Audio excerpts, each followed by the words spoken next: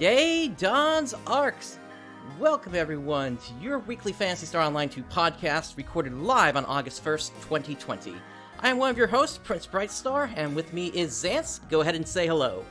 Hello there, everyone! Welcome! So, Xance, we hit a valve. Yeah, we did. There's a lot of steam coming out of it. Indeed.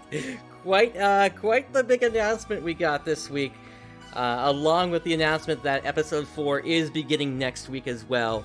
We're gonna get into all that very shortly here, but first we've got to catch up here because it's been 2 weeks since we've been able to go over our gaming weeks here. So why don't you go ahead and start us off here, Xance? Okay, Final Fantasy 11. That's pretty much it. Oh, you got it! You got the joke! Ha ha ha! Well, I did hear the announcement about the new story content that's coming to Final Fantasy 11. Yeah, that's actually pretty surprising. You want your money back? Don't worry. You'll get your anything you purchased on the Microsoft. If you have your Microsoft account, you'll be linking it. You'll be able to link it to Steam. But yeah, we'll get into that. You need to stay on top of here. Anyway, yeah, they are adding more story stuff to 11. I haven't been playing on retail. I've been playing on the Eden private server. I don't know. That might make me want to go back to retail because new content for an 18-year-old game. That's honestly surprising. And I think you need to complete Rhapsodies of Vana'diel to even get into the content. Yep, and I never did that. I have 4 classes at level 99 and I never finished Rhapsodies of Vana'diel. Good job, me. Gotcha. Anything on the Dragon Quest side for you? Well, I have been playing through Dragon Quest 9 yet again, and with Dragon Quest 10, I'm still been just on and off with that, with streaming it, because if you didn't hear, Shin Megami Tensei Nocturne is getting an HD release. I heard about that. Yeah, so I've been playing that as well. Nice. It's the one that features Dante from the Devil May Cry series. Huh. If you were ever wondered where that meme came from, it came from Nocturne. Gotcha. But this HD release, it won't have Dante. It'll instead have Raido Kuzunoa from Devil Summoner Raido Kuzunoa. He was in the game in the 3rd release, Maniacs Plus, which only released in Japan. Gotcha. Yep. Yep, so I've been on the SMT hype for a little bit. Yep. Other than that, what were you gonna say? I was gonna say sometimes collaborations just can't continue into future releases beyond their original content. Yeah. But yeah, other than that, Portable 2, I finished the story again, so I now have 2 characters with the story completed. Nice. Yep. And that's pretty much been it. And you're saying Phantasy Star Portable 2? Yeah, Phantasy Star Portable 2. Okay. Cool. So why not? I wanted a second character to play as, because there's a lot of people on the Portable 2 Discord that I'm finding are new to the game and have lower level characters. So, hey, I have a lower level character now, so I will be able to. You're importing Infinity. Nice. Nice for their rooks. Yeah. So yeah, now I'm able to play with some of the lower level people instead of carrying them with a level 145. I'm probably gonna be starting from scratch once I start into Portable 2 Infinity, because from what I understand, the translation patch is supposed to include both of them. Yep, it'll include episode 1 and 2, and because it's a Japanese version, it will also have voice acting. Yep. The original release did not have Raido Kuzunoa. It didn't have any of that. It didn't have any guest character. It didn't have the Amala network.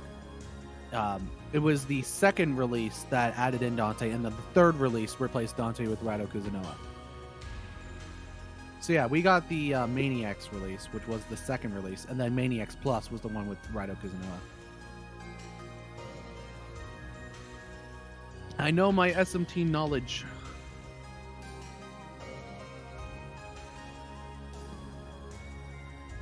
right, and anything else from your gaming week? Not really. That's pretty much been it. All right. about you? As for myself, I've been mostly in preparation for episode 4 at this point, so gathering as many units and discs as I can. I've had full storage. I'm in the same boat. I'm at full storage. Pretty much here, yeah. All my characters are filled up. Not just only their character storage, but also their inventories up to 50 slots. The only one that I still have to work on is my main, who still has like 250 slots to go at this point. And so that's something I'll be tackling over this weekend. And then once the servers come up, oh boy, is that going to be a couple of hours to just synthesize everything. I'm in the same boat. There's a lot of decent thing that both of us are going to be doing. Yep. And hey, I'll probably stream it. Stream the PSO2 as well, because hey, episode 4 stuff, I want to stream that and also get myself to 80. Oh god, I have to get Hunter up to 80. Yay. Well, hopefully you'll get some... I don't have gear for Hunter. Say again? I don't have any gear for Hunter. Just grab an all-class weapon and put your main as your sub. And then grab some bonus keys. Sounds great. That's the new meta right now, Hunter Bouncer. Aside from my preparations, I've also been doing a little bit more of Final Fantasy XIV again, so that I can get myself prepared for when that content launches in a couple of weeks as well. With patch 5.3. And there's so much that's coming out on that. It's supposed to be like the longest. Go ahead. Yeah, you go ahead. It's supposed to be like the longest of the content patches in terms of the story, aside from whenever we've gotten a full-on expansion.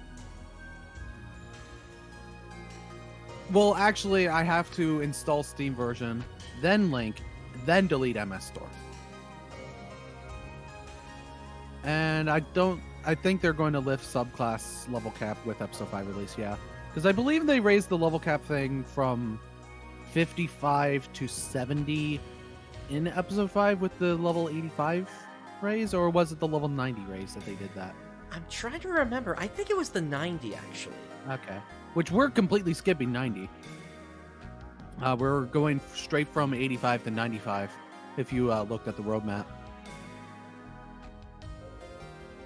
And it would make sense to do that, given everything that's coming. Mm-hmm. Or is it like skipping 85? Hold on, let me look at the roadmap again. You know what? I think it was actually 85 that's being skipped. And I think the reason they're doing that had to do with how Hero was overpowered at first.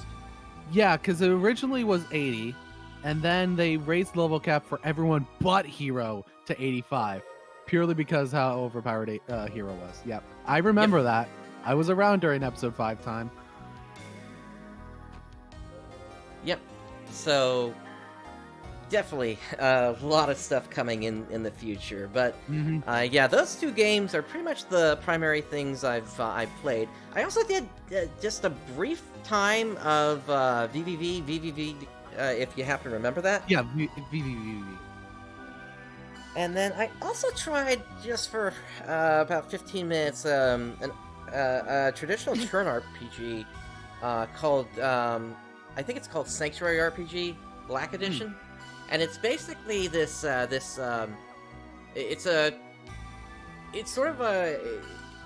it's a turn-based RPG, but the gimmick of it is all of its artwork is in ASCII. Oh, interesting. Yep. It's it is an interesting game. I don't know if I would ever go through a full completion of it or not. But yeah, those have been my my gaming weeks over the past couple of weeks here. Also, I found the roadmap. They are skipping 85. 85. Okay. Yep. So That's what I thought. episode 4's level cap is 80. Then when they release episode 5, it's going to be 90. And then episode 6, part 1, 95. Gotcha. All right. So with that, with our gaming weeks out of the way here, why don't we go ahead and jump into our main topics here now? Steam! Indeed, Steam is coming, and let me bring this up. Whoops, that's the wrong window. It's this one we want here. Oh. We'll get to that in a moment. Yeah, we will. Don't worry. So, Steam, planned release date August 5th, 2020. No word in terms of preload, but if I remember correctly, Steam doesn't actually let you preload. No, they don't. There are a few games that they do preloads for. Like, I remember when Dragon Quest XI came out, they did allow for preloads. But it all depends on the developers. Yep. And I definitely do want to make sure I say hello to all of those in the Steam discussions here, because I do intend to post this episode and future episodes in the discussions as well here. It's not pay to win! That's the first thing I see there. But yeah, so Steam is coming. The meme of the last week has pretty much been, or download it from Steam. Yep. And of course, they put up some pictures of the game, but they only gave us the same trailer for episode 4, which is basically the episode 4 opening. That's all they gave us. And nothing about the story. Pretty much, yeah. And at this point, I'm like, all right, seriously, EST Soft or Sega, I don't know who I have to blame here, but I'm calling you out at this point. You guys gotta stop being lazy about these trailers. In fact, you know what? I'm gonna do one better for you. Once the servers come up, and a little bit after then, I intend to release my own trailer for episode 4, just so you have something to put up here, so that people can get more excited. Yep. So you can freely take this and just post this if you want. I think it might. It should be the same files. Because what I'm suspecting is that what the Steam version is going to do is going to be similar to what the Microsoft Store does. It downloads the launcher, and then through the launcher, it downloads all the files. Yep. So I would say download whatever the initial launch is, or launch download is, copy in the folder, and then run the launcher so it can do its file check thing. And then whatever it finds is missing, it'll just figure out from there. And afterwards, never launch it through the launcher ever again, and just launch it through ArcSlayer. Well, they're probably going to need a few days to get the tweaker up and running, and who knows if we're going to see the recurrence of the lag again until they get that up and running. Oh God, I hope not. I hope not either. That'd be strange to go backwards on that. Mm-hmm. But we'll see. Yeah, anyway, we're talking about story with episode 4. So by the way, you already mentioned this. In the files, we already have all the voice lines up to half of episode 6. Correct. So, just pointing this out, he had access to those files and he was able to extract them. And through that is how you made your trailer. Pretty much, yeah. It's actually gonna be fun for everybody. So for the new players, it's gonna be, here's what you can expect through about a third to a half of the way through the story. I'm not giving away any of the big reveals in this story. In fact, one of the main characters I'm keeping completely concealed. Of course, no one gets the key because she's very important. Correct. For the Japanese vets, you've got yourself a game of Spot the Red Herring. I just want to see all the scenes with Petro getting beaten up by his summons. That is, he's kind of the Hildebrand of Phantasy Star Online too. Hildebrand, honestly. Say again? He's a bit of a masochist, even though he'll take all the abuse from the pets, but still loves them unconditionally. Yep. Yeah, I remember back in the day when episode 4 had launched, a lot of the players were making the joke that was Luther revived, and the pets were basically his repentance. That's honestly a pretty good headcanon. But obviously, we know other things happened after that point, so... Yeah. But we're not going to reveal that, because that's like episode 5 and such. Yep. So aside from Steam, of course, you do have your Steam DB page updated as well here. Looks like the last record update was about 16 hours ago. Nothing in the... game. This is a dead game. Why would anybody play this? Jeez. Look at that. I see that, but the game hasn't even launched, so they I know, I'm making a joke. Yeah. And I'm gonna be deadpan about it. I'm the more jokey one. You're the more serious one. We're a great dynamic. Yep. Oh, it's I have my comedy moments as well. Somebody apparently changed the tag to Farming Sim, and then it changed it back. Oh. Well, you're farming items, that's for sure. I guess. Yeah, great soundtrack, massive multiplayer. Hentai, no. It's not hentai, no. Yeah, Anyway, yeah, so... Soundtrack, sci-fi, yeah, that's all good. Yep, and obviously Steam chart is growing, even though the game hasn't even launched yet, but this is basically when everything kicked off about this year, so... Yeah, a lot of people following this. Not too terribly much, but I'm expecting that to grow, especially since the free-to-play market on Steam is stupidly competitive, and it's filled with a lot of very samey garbage, I guess is the best way to put it. Yeah. Like, I've tried a lot of different free-to-play online games in my time, and yeah, most of them all feel the same. All feel extremely hand-holdy and constantly push you towards buying stuff instead of actually enjoying the game or enjoying the story. Yep, PSO2, you don't have to worry about that. Nope. You can avoid the HD shop altogether if you want to. Exactly. It's there for convenience, basically. Yeah, pretty much.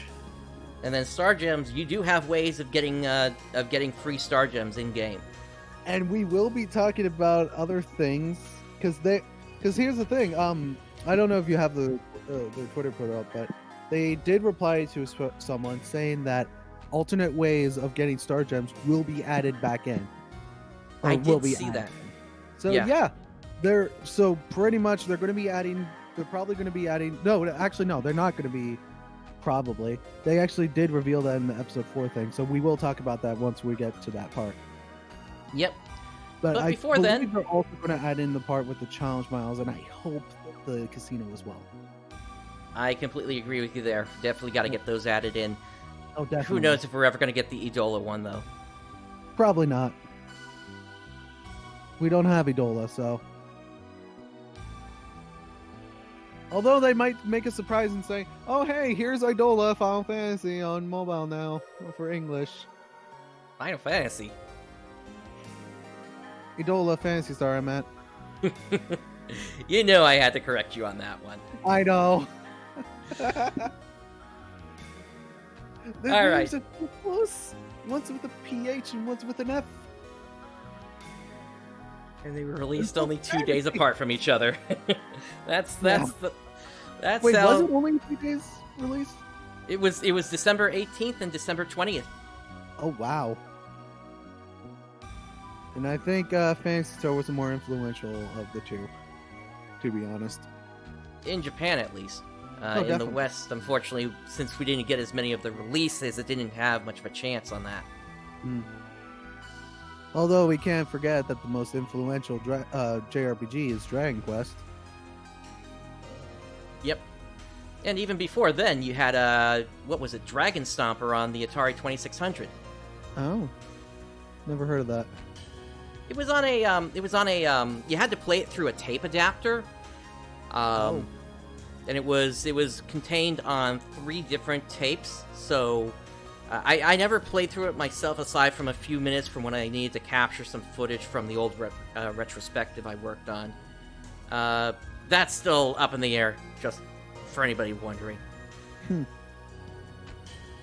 And Xandor, to answer your question, potentially one of the working theories that we have is that Van Duel might be one of the planets that's in the background of the trailer.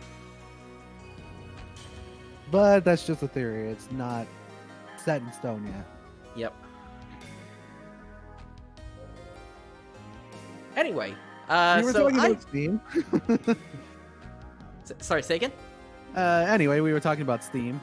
Yep. So I need to bring up that 5 years ago, I made a prediction, and I had no idea that this was ever going to come true. It was just a joke I did. And I can prove that it was from 5 years ago, because the interface here is from the old interface before they made it all bluish here. Yeah. So I made a video, hit it for 5 years on YouTube, just released it this week, and Ilfoy brings down an unexpected guest. And I don't know why my audio's not playing, but yeah, I put it so that basically you had a Watley orb come down. Yep. From Ilfoy. Nice. Yeah, that's And now we're getting an outfit for the portal girl. I forget her name. Yep. Let's see if I can fix that. No, it's... Or is it that girl, or is it just Alex? No, it is that portal girl. What is her name? Or not Alex, or what? I think it is Alex. Yeah, no, Alex is from Half-Life. Yep. So let's go ahead and launch into what the Steam rewards are here. Yes. So you get rewards for playing on the Steam version. So obviously, get off the Microsoft Store and play the Steam version. That's what it's telling you. Saw that 5 years ago before you hit it. Ooh. Yeah, it was. Caught ya. Yeah, it was like, I put it out there and then I hit it because I was like, do I really want that flying around? And meme videos are good. Yep.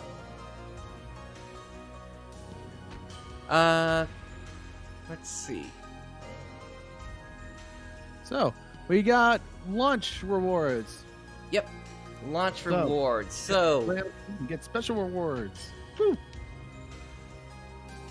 yes. Right, so let's go ahead and start off with the video that they put out here. Mm-hmm. And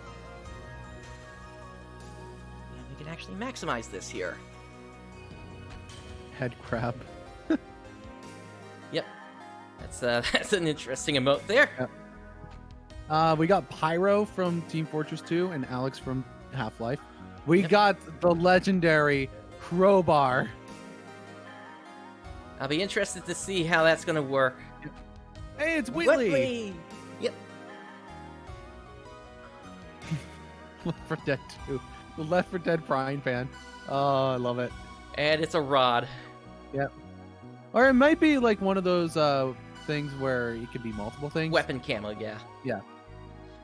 Yep, the TF2 minigun. It's a launcher. I like it. Yep. And of course, the HEV suit. Worn famously by Gordon. Mr. Freeman. Yep, Gordon Freeman. And Alex's outfit. At the top there, they are saying what the conditions to get these are. So, to get everything, you need to complete 4 quests on Super Hard. Mm-hmm. So, get to leveling. Yeah, honestly, once you reach 50, do one of the it just says to clear any quest 4 times on Super Hard difficulty or higher. Suppress Correct. Fan Golf. Do that 4 times. Yep, you'll find that under the ARKS quest section, Mm-hmm. or rather ARKS missions. yeah, let's continue down here. We'll kind of talk about tips later here as we get through things. All right.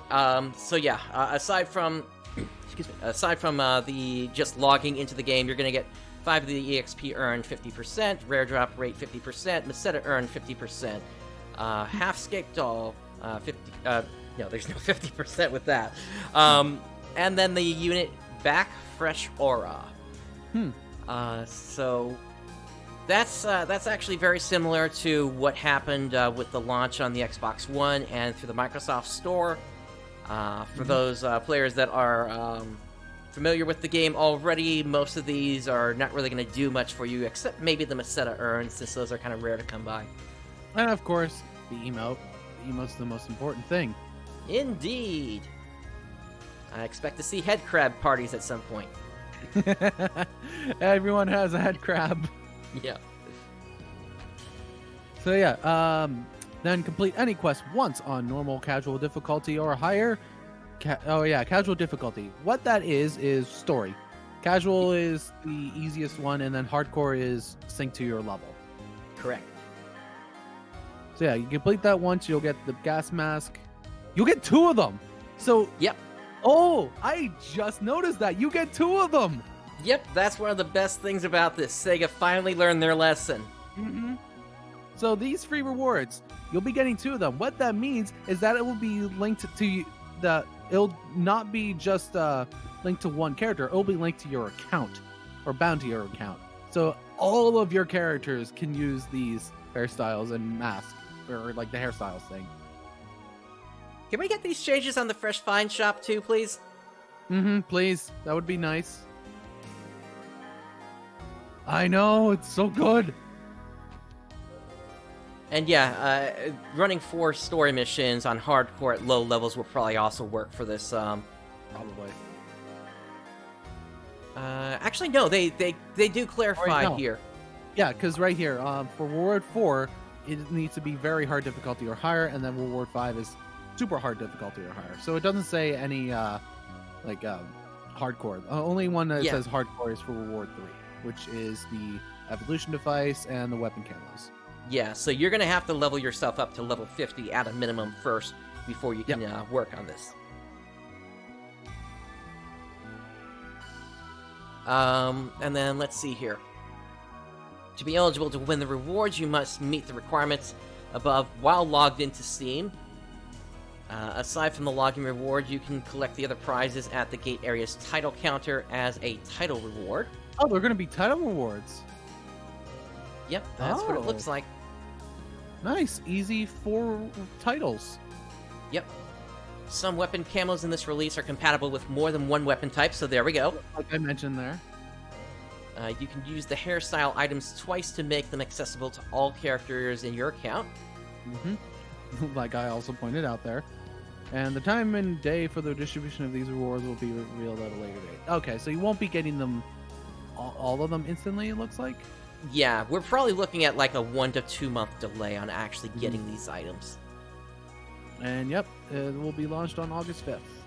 Yep. Now, the thing is, when it comes to Steam, when it comes to releases, there's a lot of games that release at noon EST. I'm guessing that that's going to be the case for this game as well. It could be, or maybe they'll release it when the servers go down. We'll have to see. Hopefully. Anyway, let's talk about episode 4. Yep, that's the other big news we got this week here. So there's a lot to talk about here. Indeed, the time is finally here, ARKS. The next major content update, episode 4, arrives on August 5th. So you have those arms to stretch after coming out of cryo sleep. And by the way, it's also spoiling what happens at the end of episode 3. You go into cryo sleep for 2 years. Yep. You're basically corrupted, and you have to be purified in order to recover from this. And it takes 2 years for the whole process. So during that time, go ahead. Anyway, during that time, Commander Ulk assumes command of the ship. or rather, command of the fleet, and then basically they wake you up after 2 years, or actually it's Sierra that wakes you up. Yeah. And there's some weird happenings happening where there are unusual arcs on the ships. So, let's take a look at what's new here. So, global access for an additional 33 countries. Still That's not big. all of them, but a lot more. Yep. EU is actually included on this because one of my European friends, his online name is Games Fan. It showed for him on Steam because he put it on his wish list. Not all the European countries, though. There are certain countries that have banned loot boxes, and so they will not be getting PSO2. Yep. But he lives in the UK, so it's fine. Which, yeah, technically the Alpha Gacha is a loot box, so. Unusual arc speaking European languages. I don't know Yeah, if there's cheers, a- mate. Go ahead. Cheers, mate. True, but I don't know if we're actually getting, I don't think we're getting additional translations on this. Nope. It's still just going to be English and Japanese. Yep. Alright, so, aside from the additional countries, player level cap increased to 80! Yep. And that gives you 5 more skill points. Photon art and technique levels increased to 17.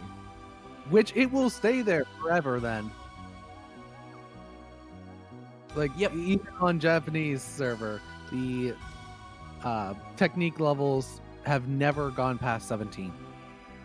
Yep, in the future, we don't know if it's coming with the start of episode 4 or not, but sometime in the future, there's going to be a shop that opens up where you can get a level 17 photon art or technique disc for 20x cubes.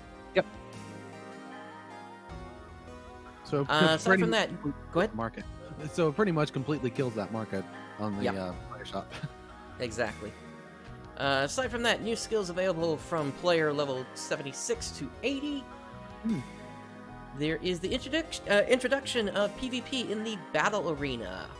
Yay! The mode that I always called "It's a Thing." Yep. We're Look, pretty much just... I'm not completely bashing on it. It's fine. It functions, and I'm guessing with this being a much better ping, you won't just completely die right out of the gate. But it's still just a thing. It's something that I always do just for Star Gems. Oh no, it will be live for more than 2 weeks. Like challenge mode, I still find people to do that with. Yep. And you're gonna have But people trust me, still people will be doing PvP because you get Star Gems out of it. Correct. Plus, there are also some pretty powerful units that you can get, at least on the Japanese side. We'll have to see if those units release over here. Yep. And weapon camos, which we will talk about in a minute. And Yep. right below that, new PSO2 friend list, separate from Xbox Live friend list. Thank you. Yes, so you can finally complete that title that doesn't complete under the Xbox Live system. Nope. Oh, and because there's a lot of things where, yeah, I want to be I want to have a friend list, or like I want to add someone to my friend list, but I don't want to add them through Xbox Live. If that makes any sense. It certainly does. Aside from that, character slot maximums have increased to 20 slots. Nice. 12 was the previous maximum. So you can spend $40 more for more characters. Yep. You've also got new ARKS missions coming up. This is going to be the only way that you can consistently encounter the boss that is located in the Tokyo area. Oh wait, and also with new ARKS missions, are they also going to change the dailies to where completing them all every day will give you the silver bonus key? I would believe so, because that's one of the things coming up here. But first, you got the Universal Ship for Battle Arena and Challenge Quests, so that lets players from all ships come together. And that's why that mode won't die, because anyone from ship 1, 2, or 3 can go onto the Universal Ship. Yep. Alright, bonus quests. For huge amounts of experience, Meseta, and material items, you need bonus keys to activate them. Now, please don't use one of those keys until you're at least level 70. Yeah, they're not worth it. But we'll also have the bonus, like, maybe we'll have the EXP feature quest as well. I don't think it says that here.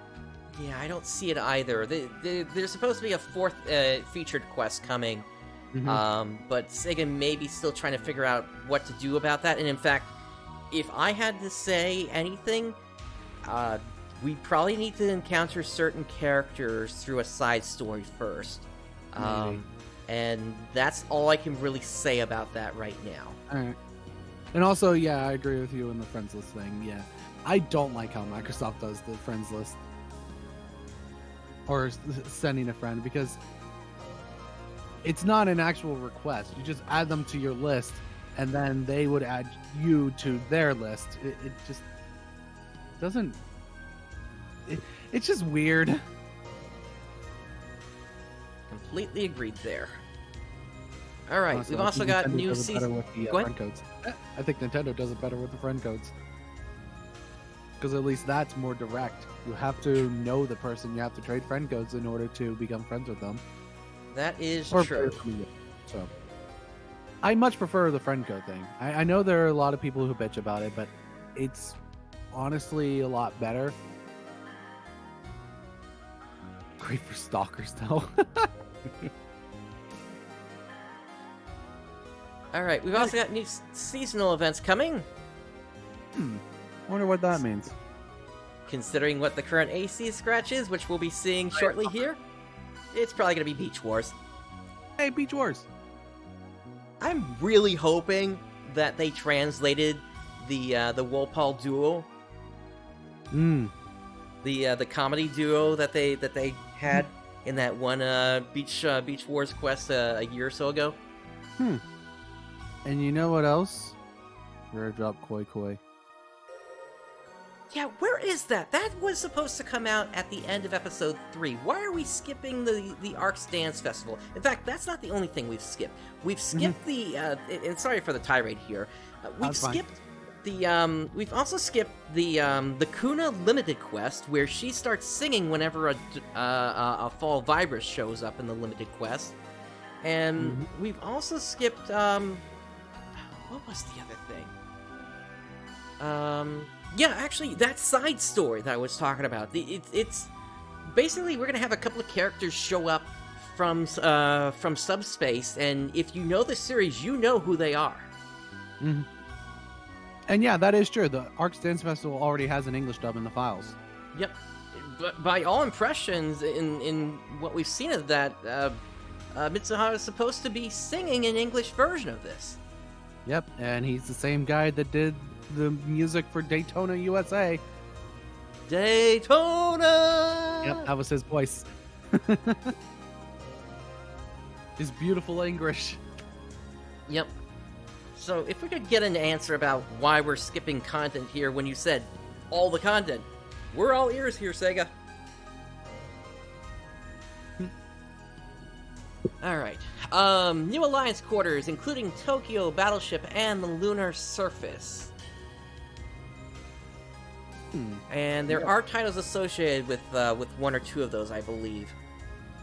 Let's see. Characters from the anime series of Phantasy Star Online 2 will appear on the ship and can join your party after completing specific client orders, so... Okay, so are they talking about... I know they're not talking about Oracle, so they're probably talking about the animation. Yep, Itsuki and Rina, and Soro technically as well. Well, they're part of the main story as well. Yep. But here's the thing with the animation.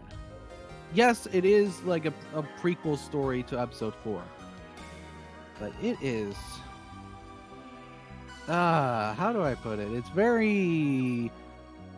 stupid. Let me put it this way. Watch episode 1, then skip to episode 8.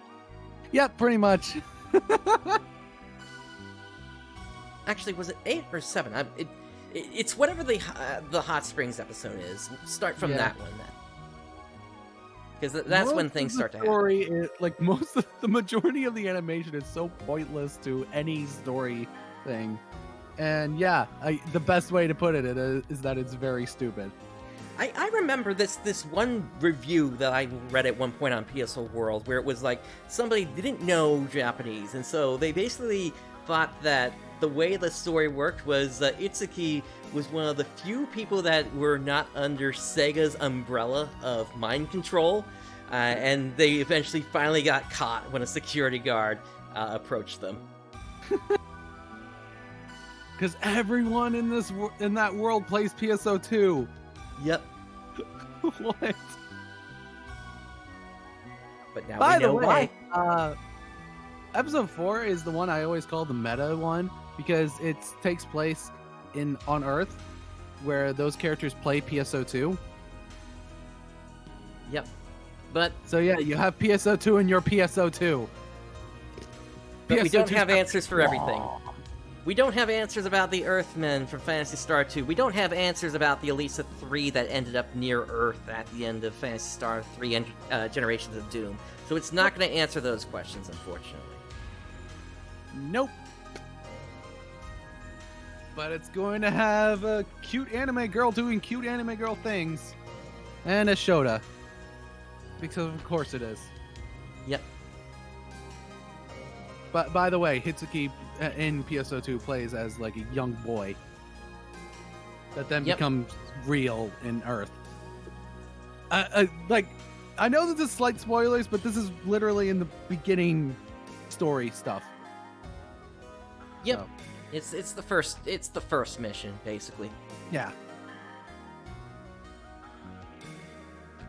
Alright, let's see. Exciting new titles to earn. And we're probably going to be seeing the Whittle series come up with that as well. I wonder if they're going to translate the Busoni comics. I would love to see that as well. Because those are NPCs that would be nice to see in the game as well. Although, I don't know if Magical Robo Zect would work. No, it would work. Even with his fetish thing? Yeah, it's fine. Okay. Just keep the characters as they are. Let's see. New enemy types to challenge. And then new... Specifically the Phantoms. Phantasms, as they're being called now. Yeah. Let's see. New quest types. So that's going to be your Ridroid quest and your bonus quest. Yes.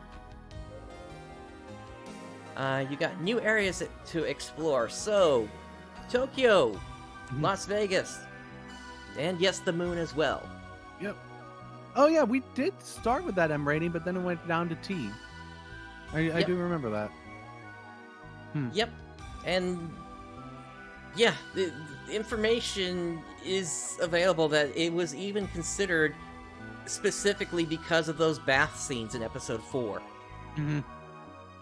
But I guess not. Well, here's the thing. Episode 4 hasn't launched yet, so that might be why it has a teen rating. That might change on Wednesday. Maybe. But even with like the episode 4 trailer thing, it still said teen. Yeah, that's a good point. Preview your purchases in the Fresh Find Shop. That's a feature that's been missing for a while. Yeah. No, it hasn't gone back to M. It's still on teen. Like, it started on M, then it went to teen. For some reason. Yep. Yeah, and New Genesis trailer also said teen. So, I don't know. Well, if we want to check it real quick, teen. Yep. Let's see here. Okay, send your material items automatically to the storehouse. Which I'm surprised doesn't automatically do that already. Agreed. And Season 6 Mission Pass, yay. Yep. Probably Season 5 runs out in a few days. Yeah, it's probably going to be repeat items like this week's was. Or this season's was. Yep. And a few of the new features and changes deserve a little bit more said about them, so let's get started. So, crafting! Yay! Crafting has finally come to PSO2. This will allow operatives to customize armor, techniques, and photon arts. Not weapons? Have I been collecting weapons for no reason? No, it's gonna be weapons as well. But also, yeah, Rooks is right. Like, go look on the Microsoft Store real quick. It is M rating on the Microsoft Store. Let me pull that up here. Yeah. Microsoft Store.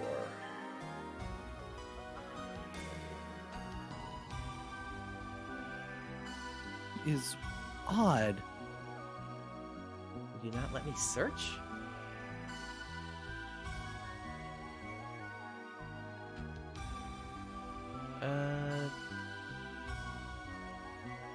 Let's do it this way then. If I go... It was. I do remember it was changed to teen on the Microsoft Store. Then they changed it to M? Huh? Oh, you know what? They are right. Yeah. Let's see here. Oh, give me a moment. Let me get this added here. Mm-hmm. Window capture. And here we go. Yep, there's an M rating. That is odd. I completely agree.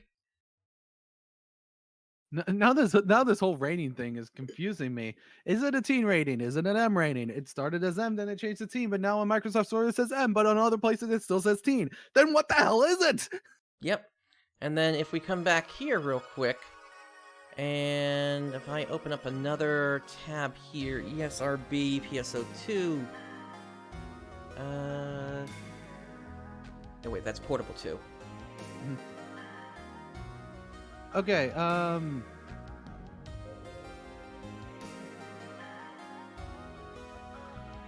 Do they not have a rating for it? Go to search. so apparently the rating was temporarily reduced to teen. Apparently there was a delay for that. They don't even list the rating here on their website, so what's going on? I don't know. I found a forum that's talking about how it was temporarily reduced to teen. Huh.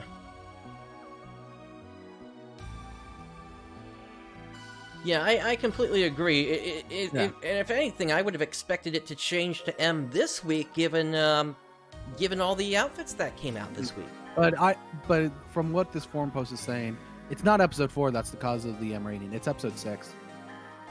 Episode 6? Mm-hmm.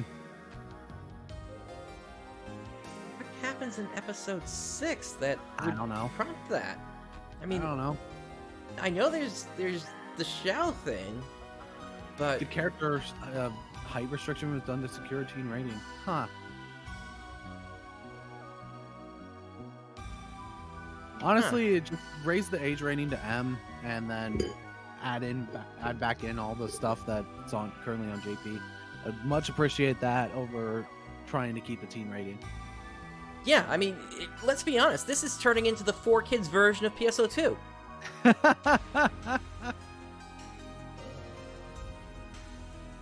That's a funny way to put it. Yeah, they might be, and I would be greatly appreciated. Yes, I know that means people can make their Loli and Shota characters, but I'm alright, that's fine, as long as I can better customize my character. Which, by the way, I really need to update the profile image that I have. Like, that's not my main look anymore. It hasn't been my main look for a while now. Yep. That's still mine on the Japanese servers, but that outfit isn't out on in the North American version yet. All right. Yeah, I do hope they lift the restrictions. So. Yep.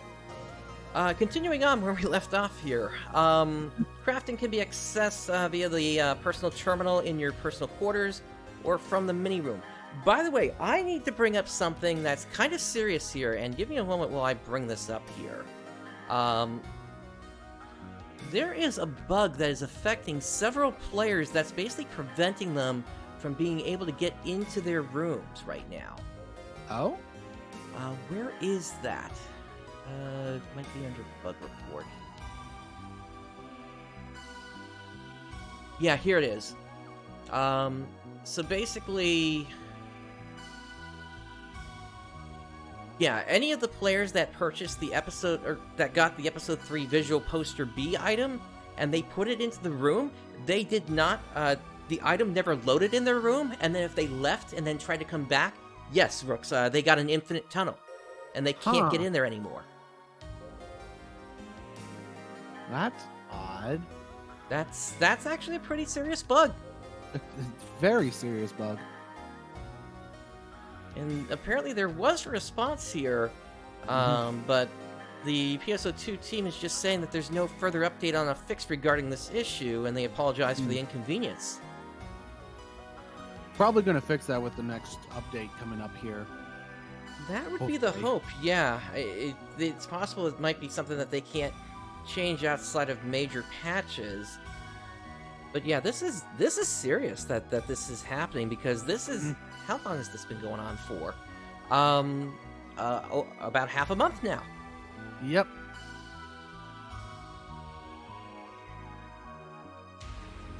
So yeah. Hopefully they do get that fixed. Let's see here. Each crafting type will have a crafting level, which can be increased by completing crafting achievements. Aside from crafting achievements, by the way, there are also titles associated with crafting. That's what that question tab has been all this time. That's the crafting tab for titles. Increasing your level can impart bonus effects when crafting. To summarize the benefits, equipment extension units will allow you to rewrite the basic values of a unit.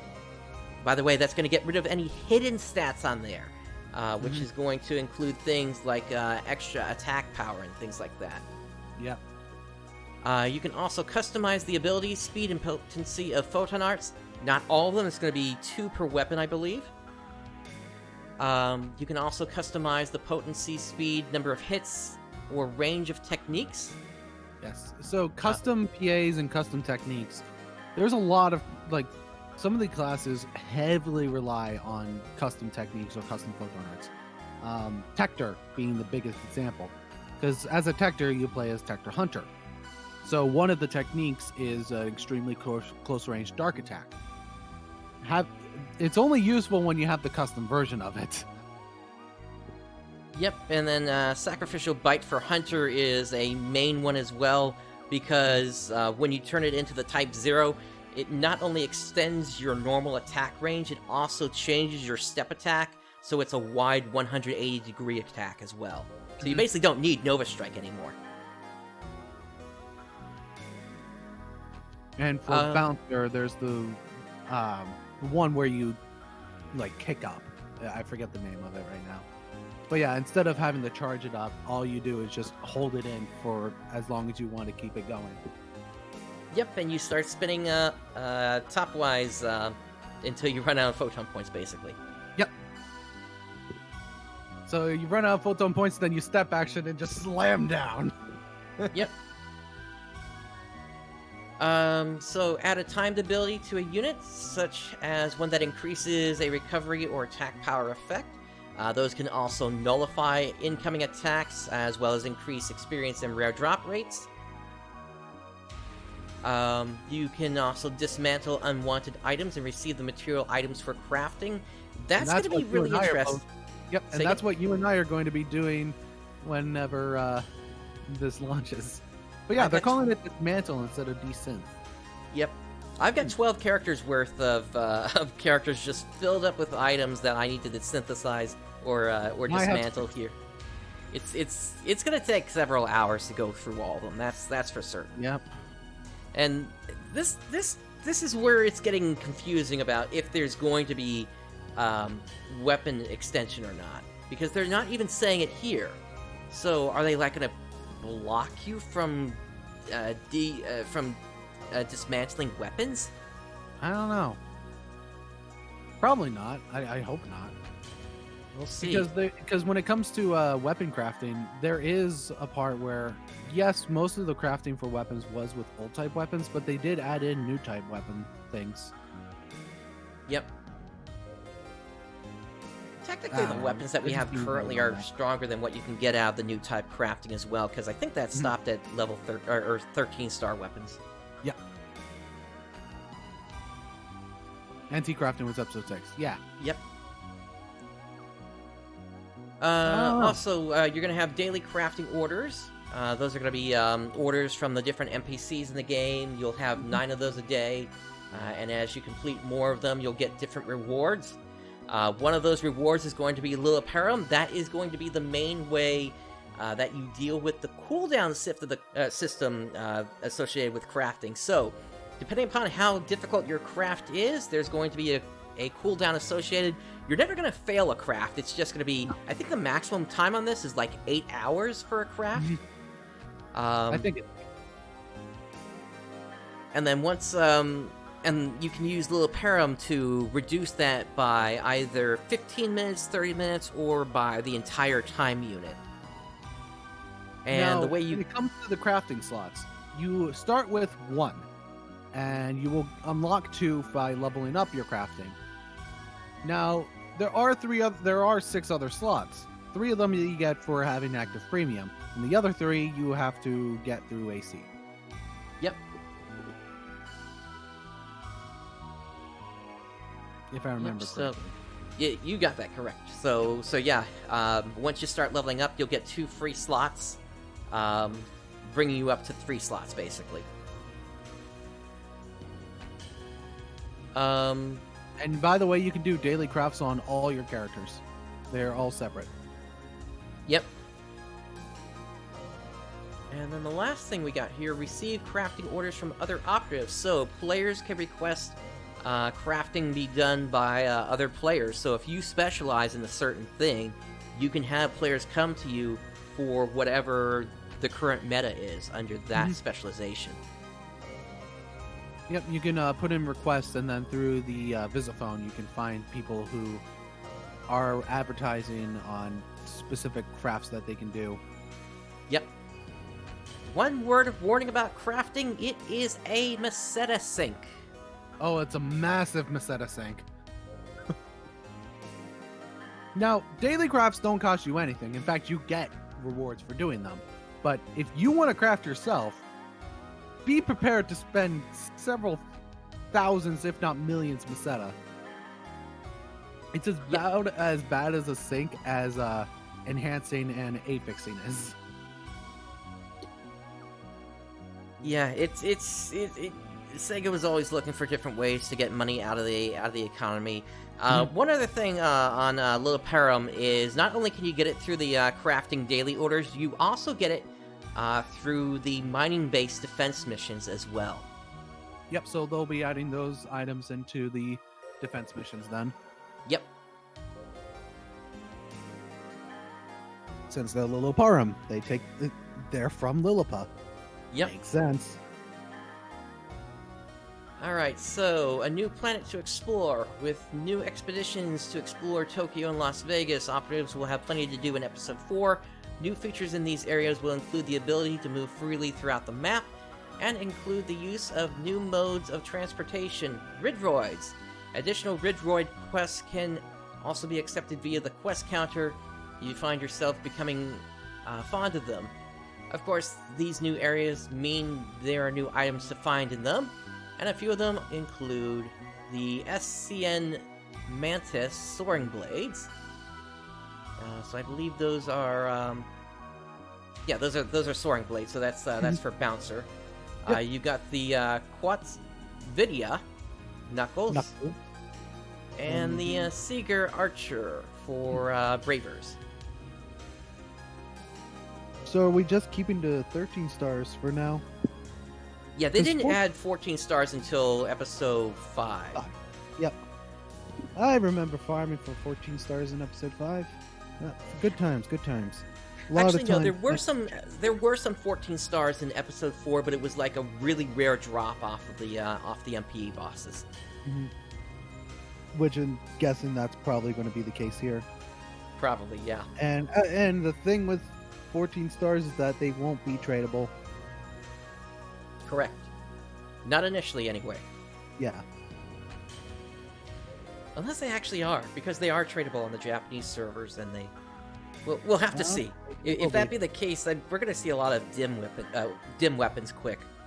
Oh, definitely. Anyway. All right. PvP. Yep, PvP has made its way to the ships. Well, the Universal ship, that is. This ship will host operatives from the whole fleet who are desirous of testing their might against their fellow ARKs in the battle arena, as well as those looking for allies to undertake challenge quests. In the battle arena, defeating opponents and claiming victory in your matches will earn you Battle Coin, which can be redeemed for at the Battle Coin exchange shop. There's also a limited exchange menu where Star Gems can be purchased with Battle Coins every week.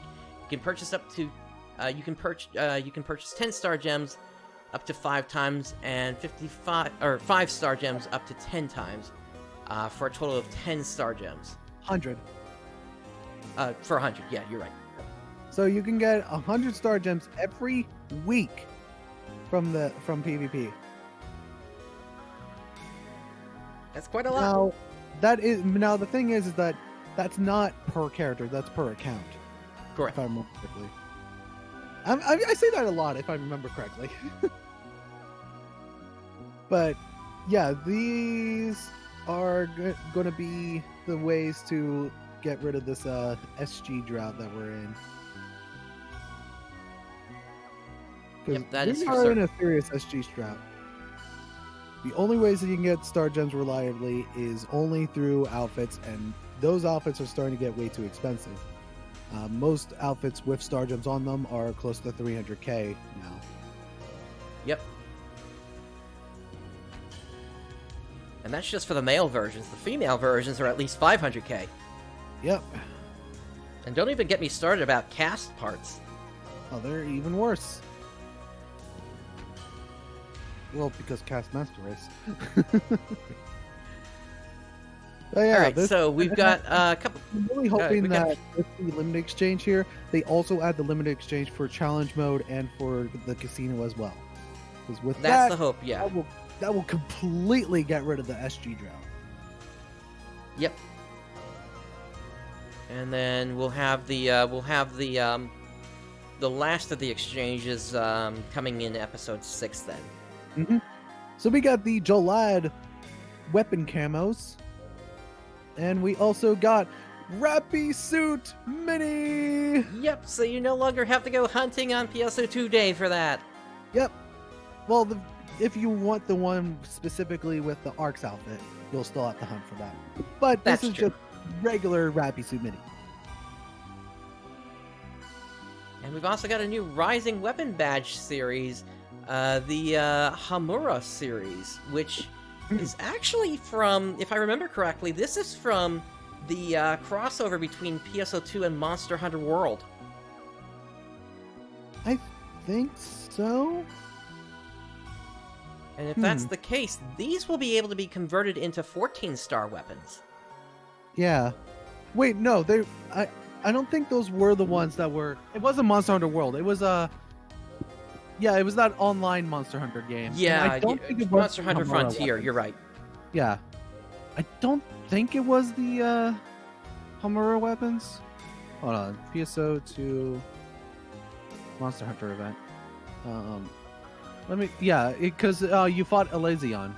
I remember that. It was Frontier Z that it was a crossover with. Yep.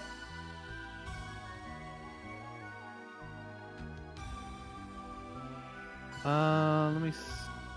Yeah, you had to collect those Yellowstones to get them, if I remember correctly. Yep, and that was before you had automatic material pickup. Dear God. Okay, I'm gonna go on a rant here. So, you know how in the settings you can turn to automatic material pickup on? Yeah, that was a thing that was added in later on in the beginning of episode 6. So, this event with Elysion, this happened during episode 5. It was a late episode 5, so you had 14-star weapons in it. And he had a really cool outfit as well. Too bad we'll probably never get this event because Frontier Z is dead. Anyway, so you had these Yellowstones, which you would get a bunch of these Yellowstones in order to get the weapons, to get the items to then upgrade that weapon into a 14-star, and also to get the units and the outfits. Well, you couldn't automatically pick up materials. So while you were doing the ultimate free fields, which that was when they added ultimate free fields to coast and forest. So while you were doing that, you had to manually press E all the time in order to pick up all the stones and you would also end up picking up all that meat as well. It just was so annoying. Every time you killed the boss, you would try to meticulously pick up all the yellow stones and not all the junk weapons that just fill up your inventory. God, I'm glad that they added in the automatically pick up materials. I'm so glad about that. Yep. Now, if they would just make 10 to 12 star item drops, different color than 7 to 9 star drops, that would be perfect. That would be appreciated. And also have like an automatic pickup for 10 and 11 stars. Yep. Those are convertible to not startups, X cubes. Yep. Or photon spheres. Or that, yeah.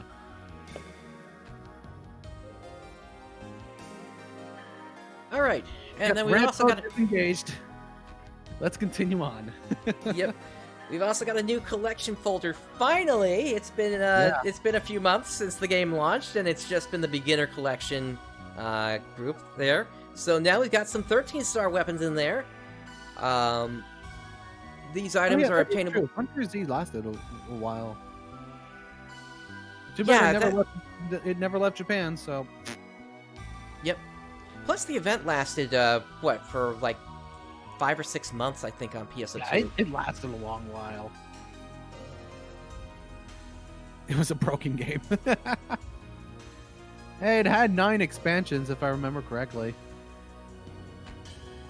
Oh, there I go again saying that. So these items are obtainable by completing urgent quests and expeditions to collect the individual pieces needed for your desired reward. A few of the new 13-star items include, and it's the Revulsio series here, basically. Nice. Now the question is there going to be a collection for the summoners, though? That's the real question, and is there going to be a Rappy included in that? I don't know. Or if not that, at least each pet having a 10-star version of itself. Because I've got a bunch that are only 9-star right now. And there is our main character for episode 4, Hitsugi. Mm-hmm. Wielding also, Frontier, Monster Hunter Frontier had 10 seasons to it. So yeah, it had 9 expansions. Dear God. It lasted since 2007. Wow. I mean, it's kind of at the same level as WoW at this point in terms of expansions as well. Yep. But yeah, the game's no longer playable, sadly. Yep. And of course, new story. ARKS have seem to have infiltrated Fleet Oracle, but is their purpose nefarious? Discover their origins while you explore the newly discovered planet Earth and learn of the parallels between your home and Earth. New characters and old friends will join you on your quest to curtail the false spawn and other hostile entities. You'll battle new enemies, phantasms, the manifested fear and dread of Earth's citizens, comprised of aether particles, and able to move as dust on the wind. And it all launches on August 5th. Like vehicles that you also fight, like tanks and like steamrollers. Yep, we've already seen some of those. Yep, that Las Vegas event gave us a preview of some of these enemies. Including that bunny sign thing that shoots at you. Five Nights at Freddy's Rejects. But yeah, that's the big news for PSO2. Why don't we go ahead and start into the ongoing campaigns here now? Alrighty. So we got free star gems. Free star gems are always good. Yep. So you just log in every day until the 4th. Retry. doubt that Scott Cawthon is watching this show. Yeah.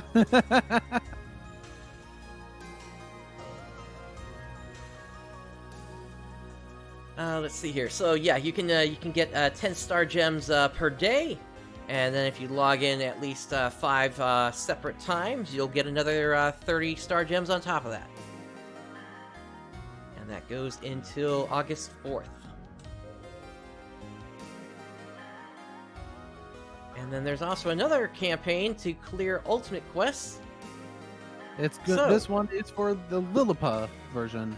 Exactly. So, same deal as last time. Complete 3 quests, you'll get yourself a 20 star gem ticket. Complete the quest 5 times, you'll get 20 star gems again. Yep. So 40 star gems, easy.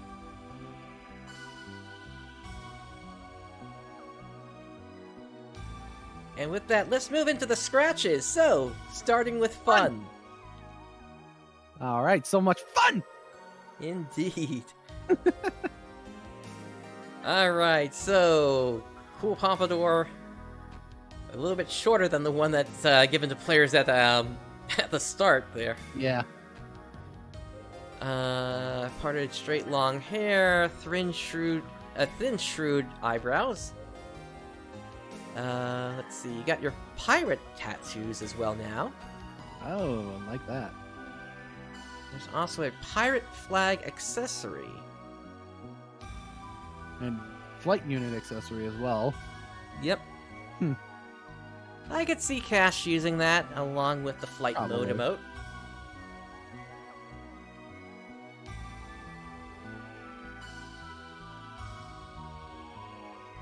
And you got some swim goggles, beach umbrellas.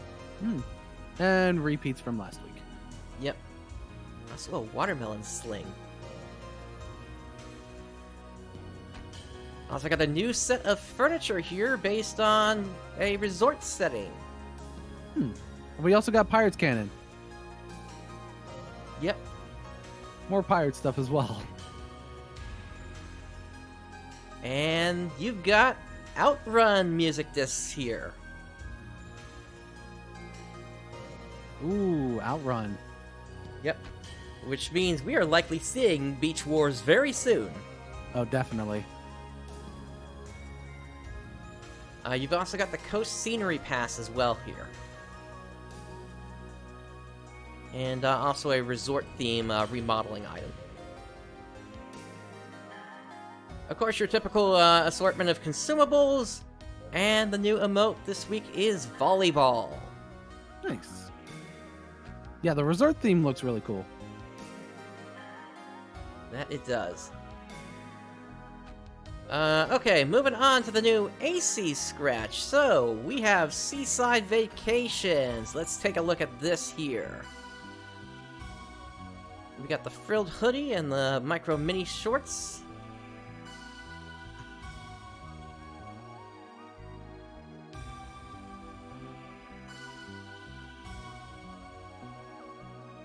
And we also got Scorching Summer. I like the hair that they decided to go with that. That fits really well. It's basically Huey. And you got your Oh, there we go. outlandish... Outlandish bikini. Yep. Oh, boy. The loons are turned up to 11 today. Well, I guess people can go with that. And I love that outfit. The Maraud clan there. Oh. Like, I love extravagant detail things. Shark heads. Oh, shark head. Shark head, doot. And there's the bananas. Him. Oh, yeah, and the banana boat. Yep. Alright, so looking further into what we've got here, you've also got new basewear for the men as well, called the Bold Swimwear series, and, well, it doesn't leave much to the imagination. It's not innerwear, it's basewear. Yep. It is basewear, and it gets rid of your innerwear when you wear it. Yep. I'm just going to take a look at how much it is right now on the store here. You know what? I'm disappointed.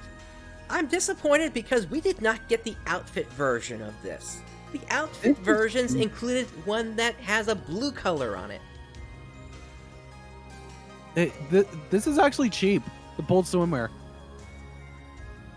Yeah, I would say give it a few months. 200,000.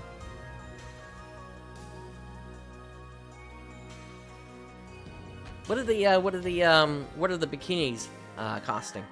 Probably a lot. Let me see here. Outlandish. The Outlandish bikini base wear, 9.5 million. Yeah. There you go. So yeah, you want to make your guy look stupidly hot? It's extremely cheap. Making the girls look hot is much more expensive. Yep. What a shocker. No, not for males. For males, the Bold Swimmer was only 200K. Yep. Now this is on ship 1, by the way. I don't know what it is on ship 2. Ship 2s are probably way more expensive because it's ship 2.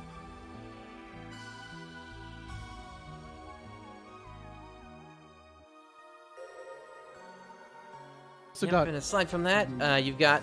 Actually, there it is right there. Huey hair. Hey! The Huey hair, that actually looks pretty cool. Yep. You've also got a cat ears bob.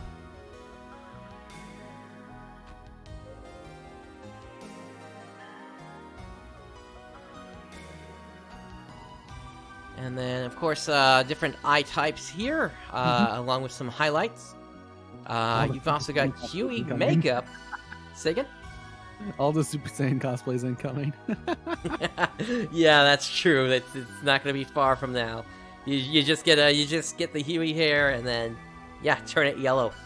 You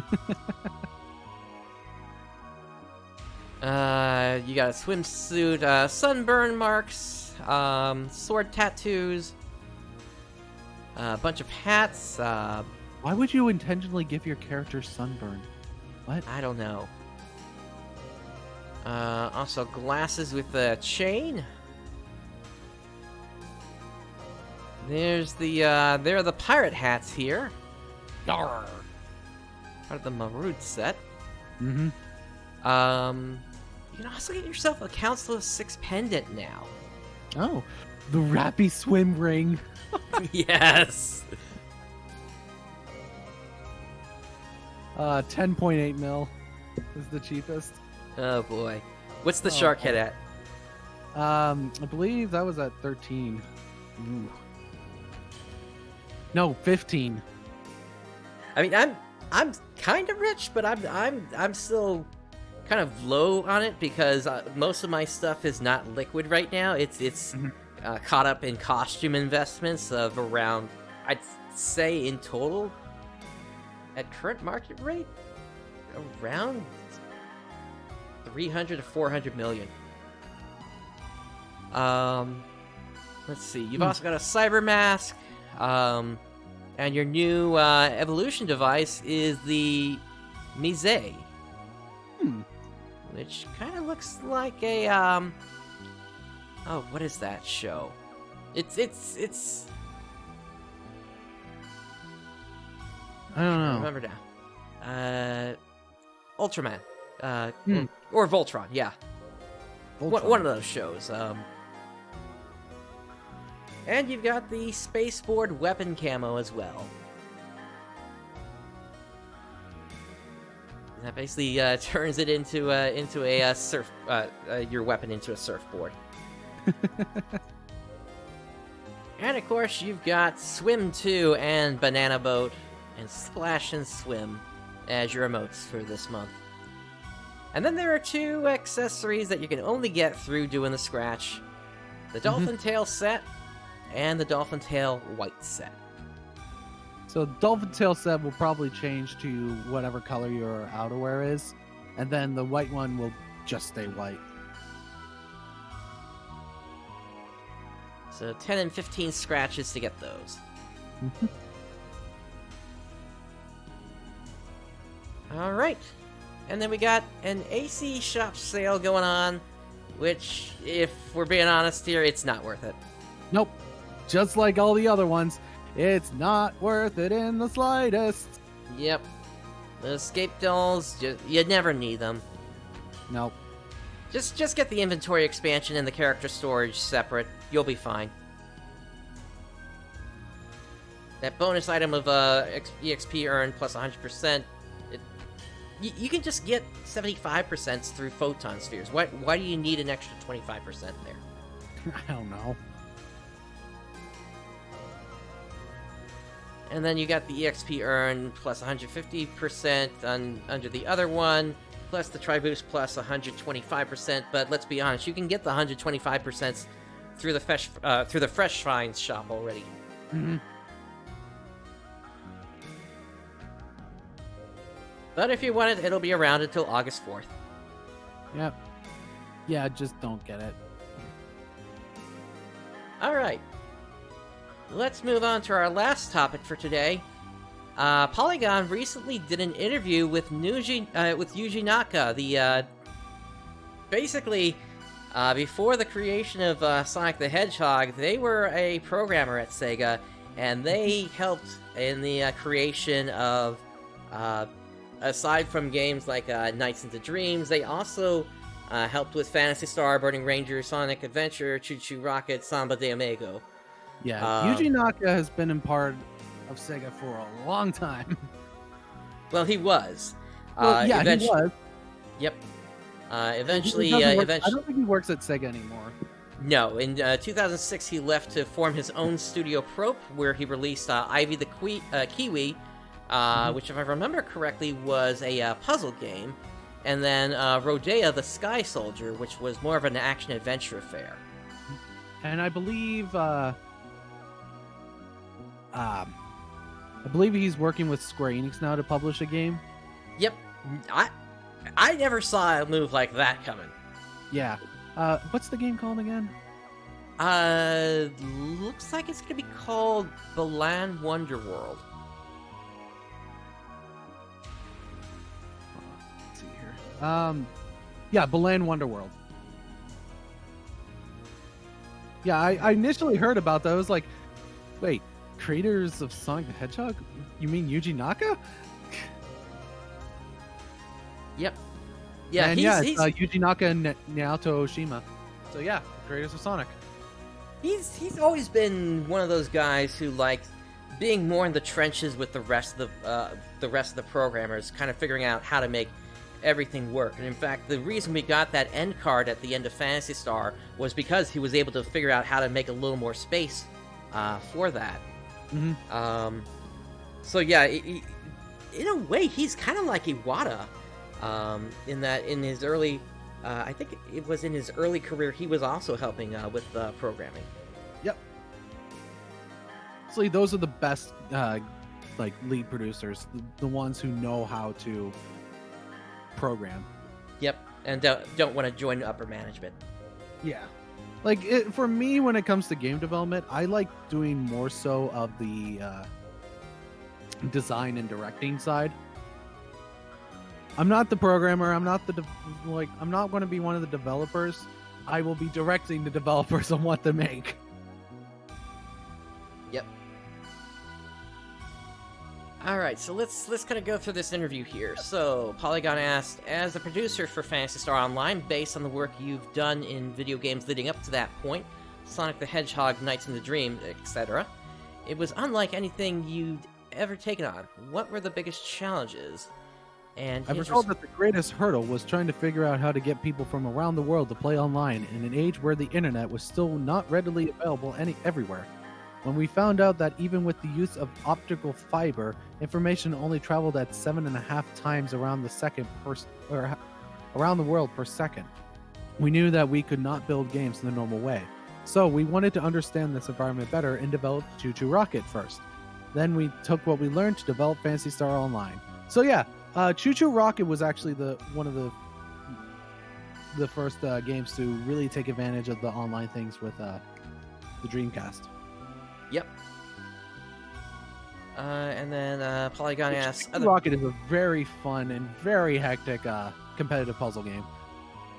Yep. And actually, I remember also back then with PSO, with the launch of that in Japan. Basically, the president of Sega fronted the bill for everybody's internet connection so that they could play the game. Yeah. I believe it was for 1 month. I think so, or something like that, yeah.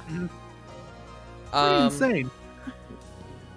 So, other members of the team have said that you had various ideas that you were adamant about having in the game. What do you recall saying were the absolute must-haves? I remember that former Sega chairman Isao Okawa said the internet is the future, and we strive to create a game which would allow people to have fun playing online. The method of communication was going to be key to the success of the game, so in addition to regular chat, the support for symbol chat and world select was very high on my list of priorities.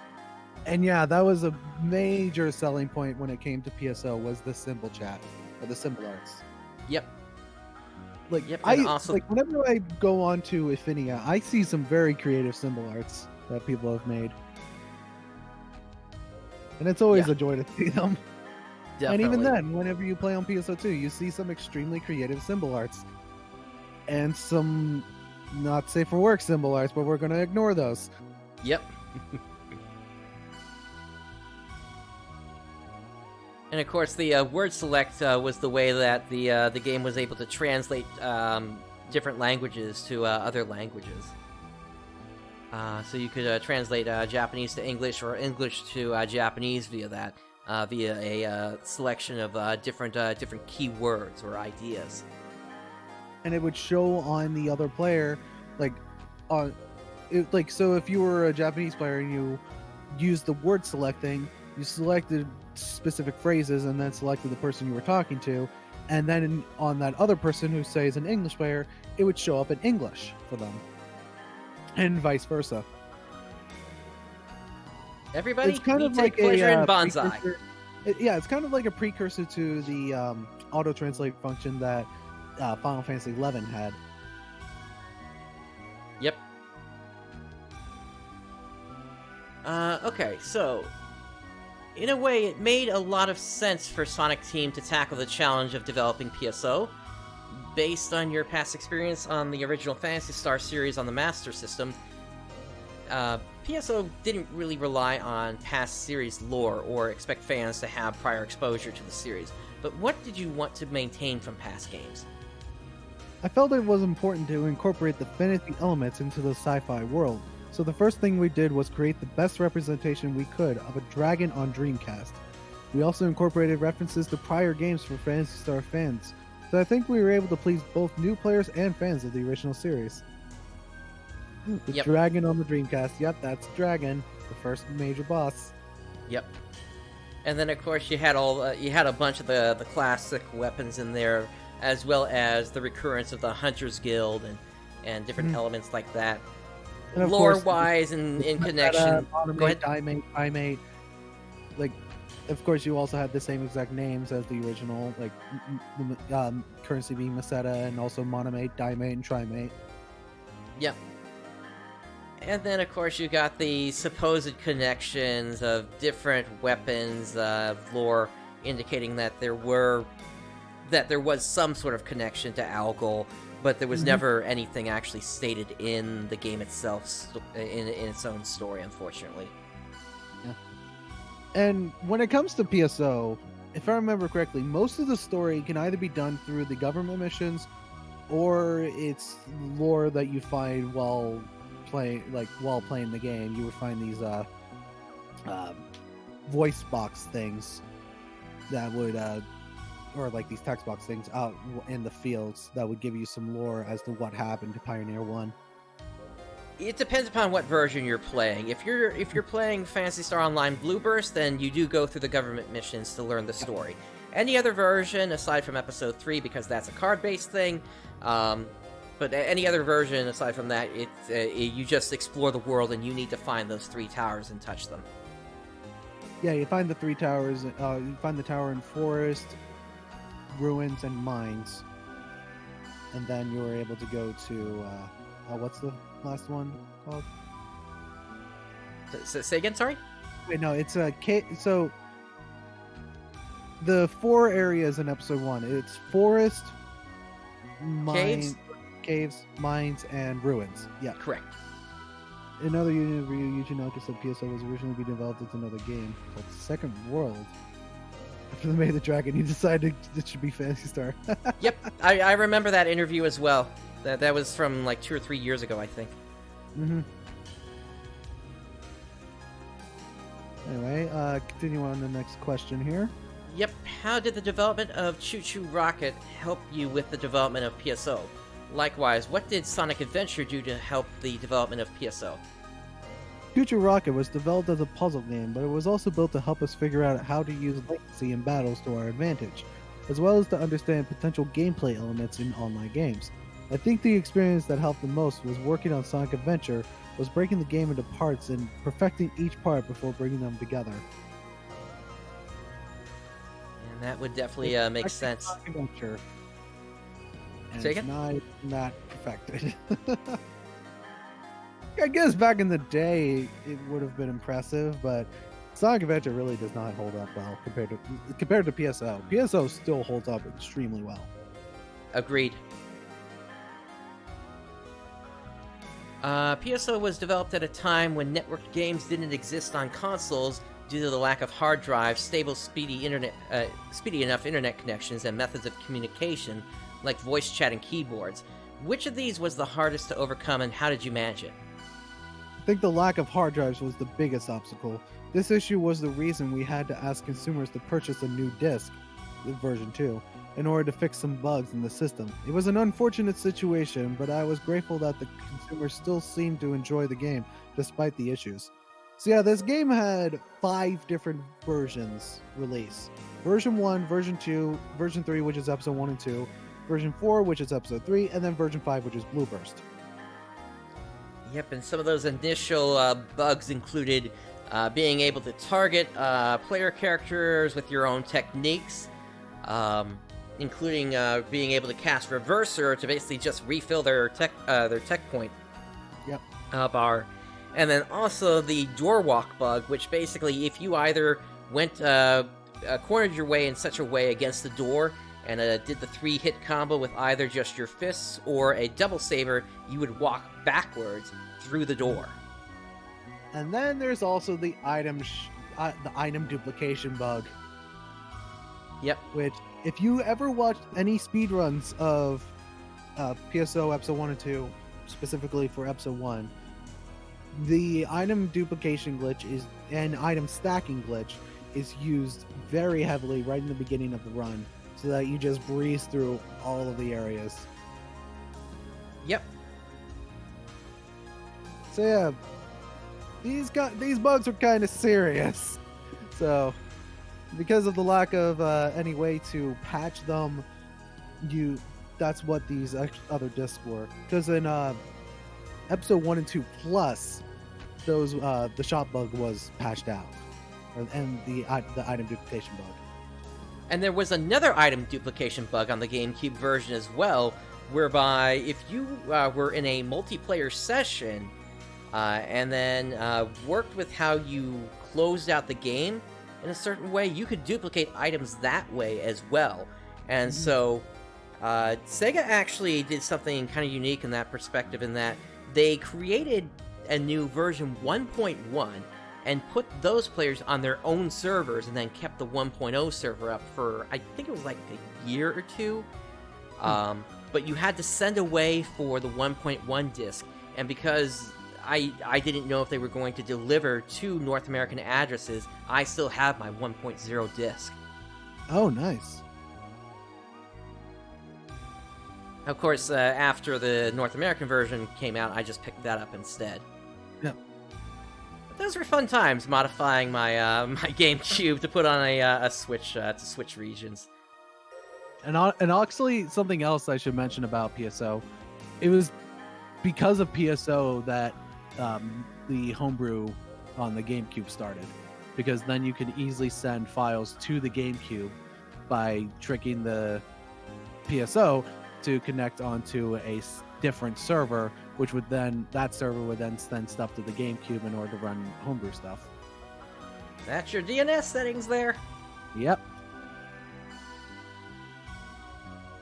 Alright, the PSO icon chat system was ingenious, flexible, and fun to use. You could do so much with the editor and only a couple of buttons. What were the design sessions like to develop this system? When we were making the icon chat system, we felt that there was something lacking when chatting in just text, and we're hoping to go beyond just emojis. The whole development team was very surprised with how enthusiastic players were about it. We were expecting some surprises, but we were really blown away by the creativity we saw from players. And yeah, you just need to go onto Affinia, and you can see it looks limited when you start it off. It looks very limited, but with limitation breeds creativity. Yep. And of course, what we have in PSO2 is the evolution of that system. Mm-hmm. Which, yeah, there's limits, but oh boy, have people taken those limits and just gone crazy with it. Yep. Simple chat, word select, and the ability to take screenshots for all features that made PSO an innovative game. Why were you adamant about including these features in the game? It stemmed from wanting to take advantage of being online and providing a variety of communication methods. The screenshot capture feature was something that I came up with 2 weeks before the master submission. We were only able to save one screenshot on the VMU, but I figured it was better to have one than none. So we incorporated it as a hidden command. I'm really glad we did too.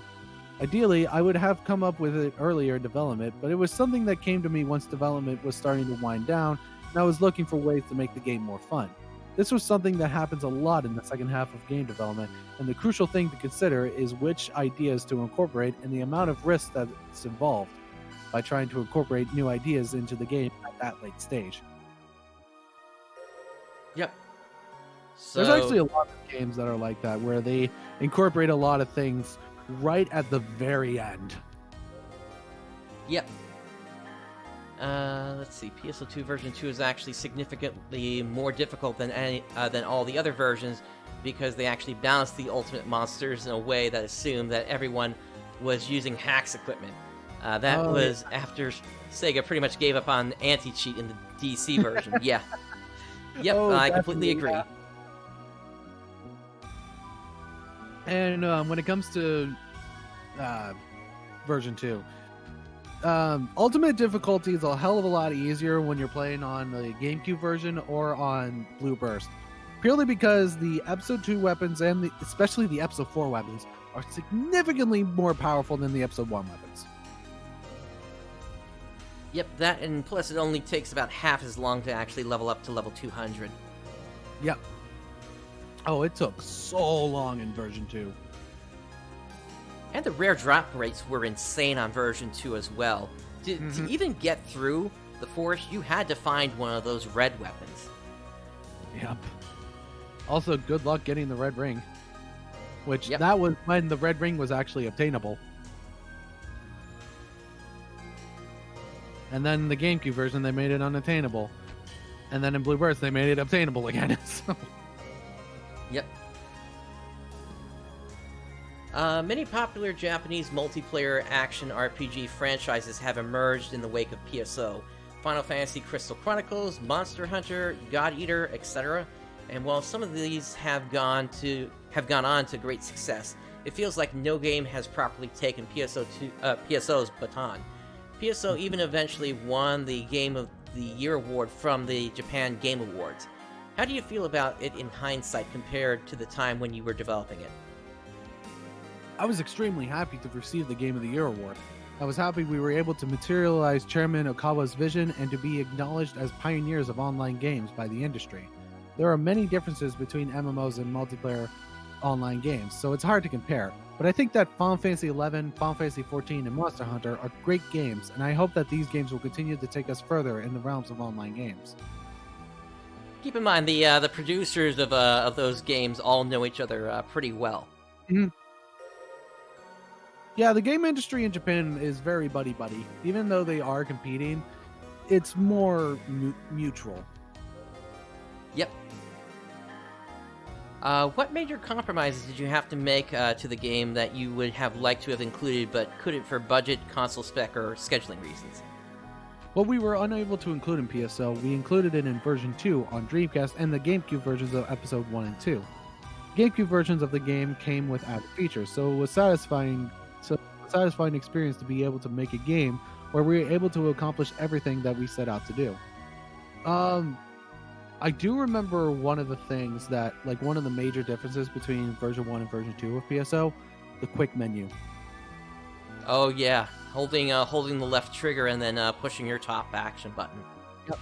The quick menu was not a thing in version 1. Yep. So if you didn't have it on your weapon palette, you had to go into the menu to cast techniques and things like that. Mm-hmm. Yeah, it was a bit annoying. Especially when it comes to a lot of like the endgame stuff in PSO, you're switching weapons a lot. Yep. Especially if you're a hunter. Hunters switch weapons all the time. Agreed. Hunter main One of the here. most go ahead. Hunter main here. Hi. Anyway, continuing on with the interview here.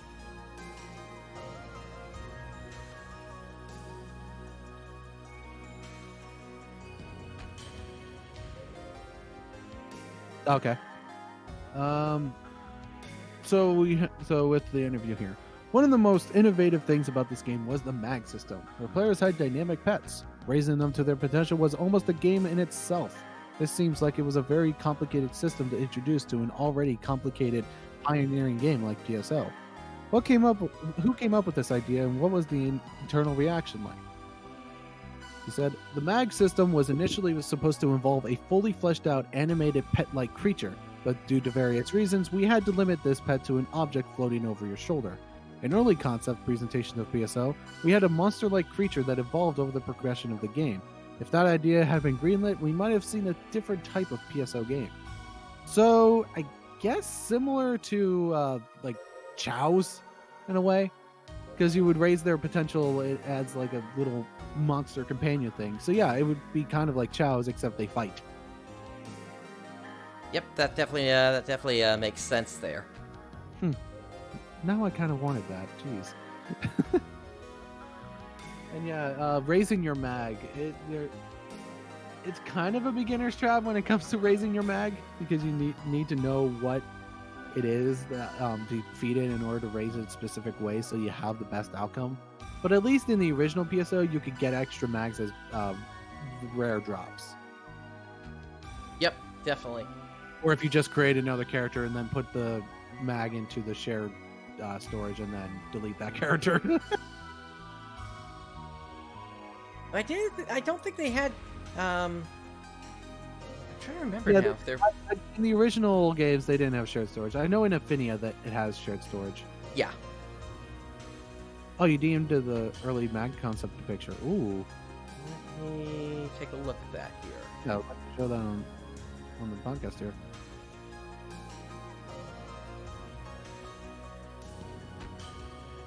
Oh. So yeah, it would be like a monster companion that would follow you. Yep. Huh. That's definitely what it looks like here. Kind of similar to the pets that Summoner has. Yeah. In a way.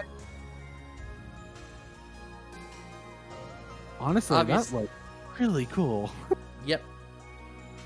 Obviously, they became more mechanical in nature once the story had been decided that what they were basically D cells that were being controlled by an AI. Yep. Also, all hail the Sato mag, the best mag in the game. Well, for hunters, that is.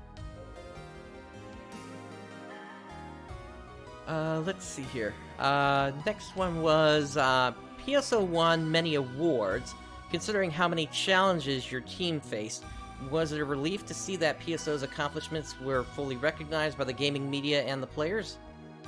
Yes, and I remember that we received a lot of recognition from the overseas media, and I was very happy to see that. Shortly after the release of PSO, Sega announced the end of Dreamcast, and I hoped that the sales of PSO would help to keep the console alive. PSO was possibly PSO was possible only because of the existence of the Dreamcast hardware. It was regrettable that we literally created a game with the vision of broadcasting a dream and released the game only a month before the announcement of the hardware's cancellation. Didn't like that they removed the word select chat in PSO BB. Oh wait, they did remove that? Yeah, I remember that as well. So basically now it was just your quick menu would go between your different weapons and your items. And it wouldn't bring up the... Well, yeah, chat. And I know Infinia has the word select thing. Huh, I didn't know that they removed it. Because I didn't get into PSO until the private server scene. I think part of it was the fact that things were regionalized as well in PSO BB. Probably. Alright, the game has such a unique style and the character designs were so popular that it's not uncommon to see players in other games, like Final Fantasy XIV, name their characters after PSO classes like Rakhasil. Besides the game quality, how crucial do you feel the character designs were to the success of PSO? I think the appeal of characters is a reflection of the quality of the gameplay, so I think that the fans of the game grew to love the characters as a consequence of enjoying the game. I'm very thankful for that. And yeah, some of the designs of the characters are just very iconic. I love the Fomarl design. And for me, I would say the Hue cast. Looking back, PSO is now nearly 20 years old. How do you feel about the game in hindsight, and what do you think its legacy is? I think the biggest impact we had is that we proved that we could make a networked game on a home console. I've had many people tell me that they used PSO as a reference to study networked games. I think that's something we were able to contribute to the gaming industry. Because yeah, it was the first console game to go online. Because before that, there were online games on PC. I believe back during that time, the most popular one was like Ultima and EverQuest. That sounds about right, yeah. The only... And for some reason, Square Enix just does not want to acknowledge the PSO series at all. I know, it's odd. Now, I know like when it came to Final Fantasy XI, they weren't influenced by PSO because development of 11 was being done before PSO came out. I know with 11, they were mostly influenced from EverQuest and Ultima, which were the two biggest MMOs during that time. Yep. Let's see. You had so many landmark hits with Sonic Team, and also many critically acclaimed, but perhaps underappreciated games like Knights, Burning Rangers, and Billy Hatcher. Where would you rank PSO among Sonic Team's catalog? I don't want to rank the titles I've worked on since they... I don't want to rank the titles I've worked on since they are all dear to my heart. PSO would probably come after Sonic and Knights. Yeah, I can definitely see that with Yuji Naka, honestly. Same here, yeah. And also, real quick, Burning Rangers is one of the best Saturn games. If you haven't played it, play it. You play as a firefighter. It sounds boring, but it's really fun because it's a futuristic firefighter. Yep. And lastly, obviously you don't work for Sega now, but a lot of people wish they could still play this game. What would you say to these fans who have loved PSO for so long? I currently work at Square Enix, so please inquire with Sega about a PSO reboot. Also, please look forward to the next game I'm working on at Square Enix, which is the Balan Wonderland. Yes, indeed. So, definitely good to hear that Yuji Naka is still doing well, especially in his new role over at Square Enix. Mm-hmm. And though he did depart from Sega quite a while ago, his impact is still felt to this day. Oh, massively. Yeah, sent Sega all the emails. I think we're good when it comes to playing the original PSO. We have private servers for that. That is true, yeah. But an HD remake of PSO would not be unwanted. Oh god. Like, the original combat system in HD. I don't know how I would feel about that. Who's to say that Sega isn't already working on it? They're busy working on new Genesis right now. True. I guess we'll have to see how hard it is to port the new engine to the older games as well. I don't know. Imagine PSU in the new engine. Oh god. Probably still won't have movable fingers though. Nope. And honestly, when it comes to PSU, play Portable 2 or Portable 2 Infinity. It's the best experience that you'll have with the Universe combat system. Yep. Your PSO HD remake with VR support and motion tracker combat. Yep. Oh, see those boomas in HD. Oh. Yep. And I know Arwen and I last year took a look at their project that they were working on to port some of the PSO assets to VR chat and also get a combat system working in there. So, oh, nice. That video's on my YouTube channel if anybody's interested. Yeah, you can't really do like a 3-hit combo like you can in PSO. And that's also something I loved about the original PSO was the 3-hit combo. It gave every combat scenario a rhythm to it. Yep. Definitely. So you had to think about, okay, how you're approaching this enemy, and you know that when it comes to the stronger hits, yes, it's a longer wind-up time, but you will knock the enemy back a bit. At least, because I always remember that with playing as a hunter, you always had to think about that, because, okay, you know this enemy's going to attack, so you're a bit back, and then you charge up a strong attack, and then do normal attacks to deal damage. Or you finish up with a strong attack in order to knock them away, so you can walk back to avoid their hits. Yep. I like that kind of strategy in the original PSO. Yep. And finding all like the blind spots with enemies and such. Yeah, that as well. What was your favorite weapon in the original? In the original, Slicer. Oh, the Slicer. Specifically the what was it called? There's the one Slicer that's special move drains your MP or drains your HP but deals massive damage. I'm trying to remember, was that the Rainbow Baton? No, it's not that. Disco of Brave Man. That's it. Gotcha. Okay. Yeah, the Disco of Brave Man, its special attack will drain your HP, but it will deal massive damage. Yep, definitely. Of course, there's the S rank J Cutter. So yeah, obviously the S rank weapons are like the strongest weapons I think you can get in the original. Pretty strong, yeah, definitely. Yeah, but you have to go through challenge mode for those, and the challenge mode is a pain to do. And then adding stats is a pain on them as well. Mm-hmm. And not to mention the, I believe the J sword it was. Yep.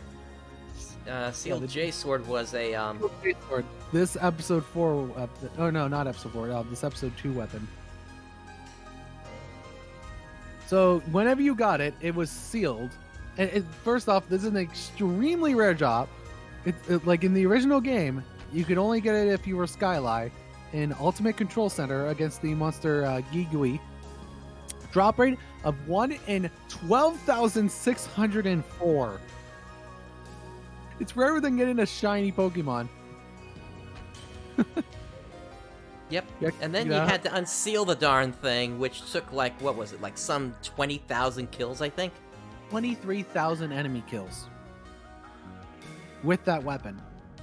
And then they did the same thing with both the limiter unit and the lame Dargent sword.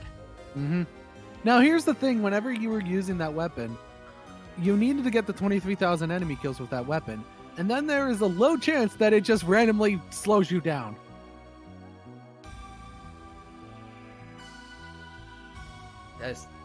Yep.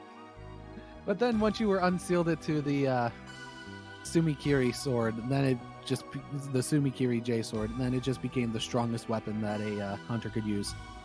Yep, and you had to actually use it from the menu in order to actually unseal it. And Yep. if you're always using the quick menu, you're never going to see that thing. Yeah.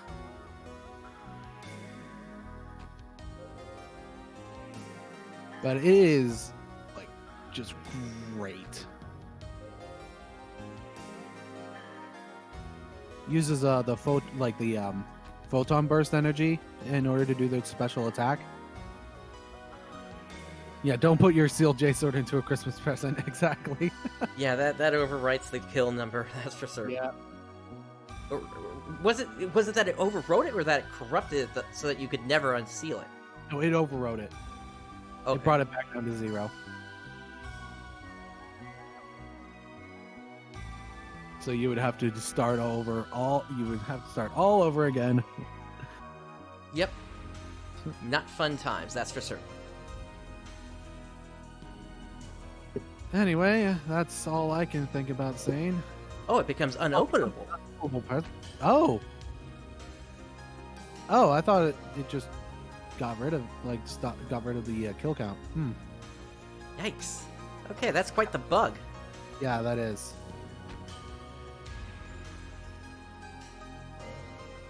Anyway, that's all I can think about for today. It's pretty much the same for me as well here. And so with that brings us to the end of this episode here. So, on behalf of Xance and myself, thank you for joining us today. Day has dawned. Have a great day, everyone. Johnny.